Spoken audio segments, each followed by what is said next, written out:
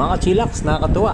Ang daming tanim na puno mangga dito sa part ng boundary ng Barangay Pakul at Barangay Carolina. So halos katapatan siya ng Casares Heights Subdivision. So pag napagaw kayo dito, pagbakad kayo ng Carolina, sa left side.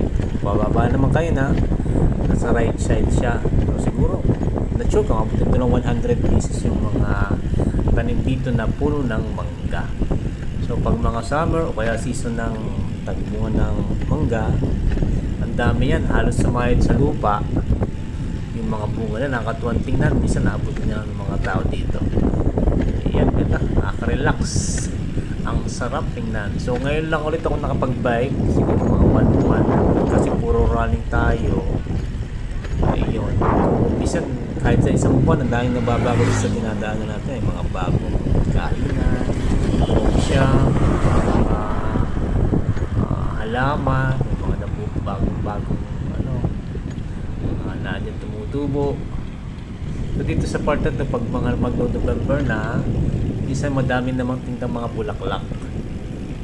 Kasi marami dito mga tanim na mga daisy, mga tindroko, ano pa, ano tawag dyan, mga sunflower, meron din. So makikita mo dito pag mga malapit na yung November 1, nakahanay dyan yung mga tingnan na bulaklak. Yan lang, Sunday biking natin. Yung mga ka-chillax.